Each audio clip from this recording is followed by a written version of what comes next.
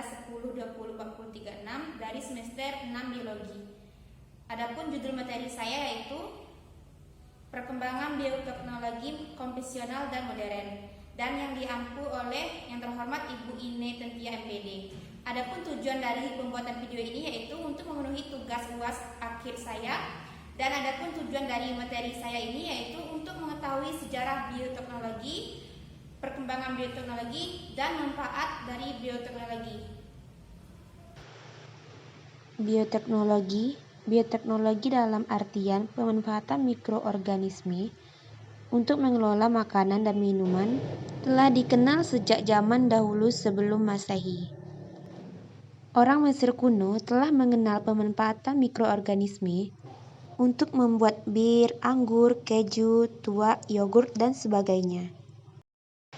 Bioteknologi ini telah mengalami perkembangan sesuai zaman.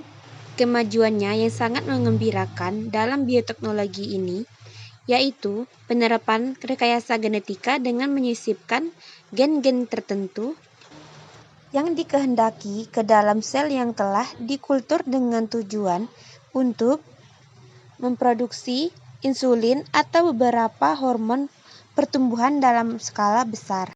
Selanjutnya, bioteknologi dibedakan menjadi dua, yaitu yang pertama, bioteknologi konvensional, dan yang kedua, bioteknologi modern.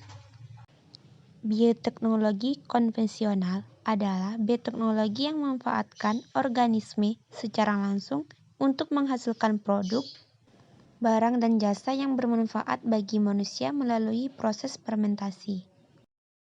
Bioteknologi konvensional biasanya dilakukan secara sederhana dan produk yang dihasilkan tidak dengan jumlah yang besar.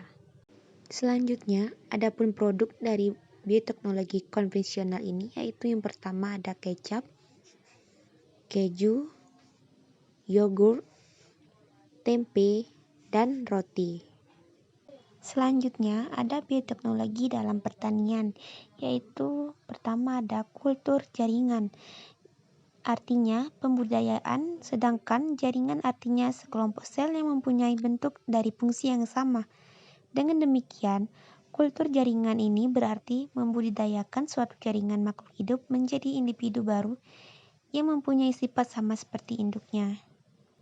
Selanjutnya ada pembestaran atau persilangan yang merupakan perkawinan antara dua individu tanaman yang berbeda varietas, tetapi masih dalam satu spesies yang sama. Contohnya itu seperti padi varietas X yang memiliki produksi gabah tinggi dan tidak cepat rebah dikawinkan dengan padi varietas X yang memiliki sifat tahan hama dan umur panen yang pendek. Selanjutnya ada hidroponik. Contoh dari hidroponik ini yaitu brokoli, kubis, dan kembang kol. Selanjutnya, ada bioteknologi di bidang industri. Di bidang industri ini diantaranya yaitu teknik bioremediasi, yaitu suatu proses pengelolaan limbah yang mengandung zat-zat yang berbahaya seperti logam berat menjadi limbah yang kurang berbahaya. Caranya dengan melepaskan langsung bakteri tersebut ke limbah pabrik yang tercemar. Selanjutnya, di bidang pengobatan. Beberapa contoh bioteknologi tradisional di bidang pengobatan, misalnya antibiotik, penisilin yang digunakan untuk pengobatan, diisolasi dari bakteri dan jamur, dan vaksin yang merupakan mikroorganisme yang toksinnya telah dimatikan bermanfaat untuk meningkatkan imunitas. Selanjutnya, bioteknologi di bidang modern. Dalam bidang modern, orang berupaya untuk dapat menghasilkan produk dalam jumlah besar secara efektif dan efisien dengan menggunakan peralatan canggih. Dalam bioteknologi modern ini, selain menggunakan mikroorganisme, juga dapat menggunakan bagian-bagian tubuh mikroorganisme seperti tumbuhan dan hewan. Bioteknologi modern ini dalam produksi pangan dilakukan dengan menerapkan teknik rekayasa genetik. Rekayasa genetik ini berupa kegiatan manipulasi gen untuk mendapatkan produk baru dengan cara membuat DNA baru. Salah satu produk hasil rekayasa genetik yaitu dengan membuat organisme transgenik. Melalui teknik rekayasa genetik, para ahli di bidang bioteknologi dapat menyusun pola gen sedemikian rupa sehingga menghasilkan organisme yang sifat-sifatnya sesuai dengan kebutuhan. Teknik ini dikenal juga dengan istilah DNA rekombinan, yaitu proses mengkombinasikan DNA suatu organisme ke organisme lainnya. Tanaman transgenik. Tanaman transgenik ini merupakan tanaman yang telah mengalami perubahan susunan informasi genetik dalam tubuhnya. Tanaman ini merupakan suatu alternatif agar tanaman tahan terhadap hama sehingga hasil panen dapat melimpah. Bahkan, tanaman juga dapat direkayasa agar mampu membunuh hama yang menyerang tubuh tersebut.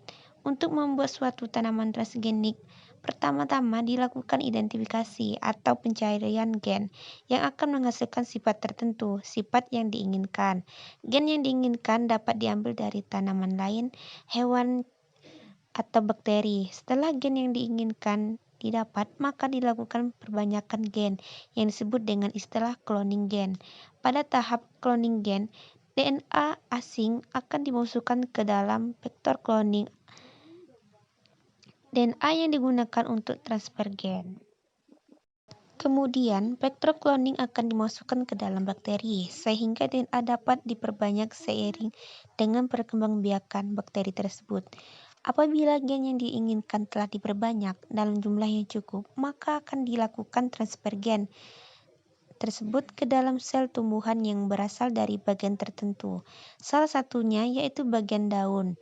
Transfer gen ini dapat dilakukan dengan beberapa metode, yaitu metode senjata gen, metode transportasi DNA yang diperantai pada bakteri.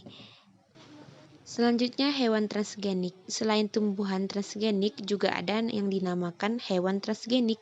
Pada awalnya, hewan transgenik merupakan bahan penelitian para ilmuwan untuk menentukan jenis penyakit yang menyerang pada hewan tertentu.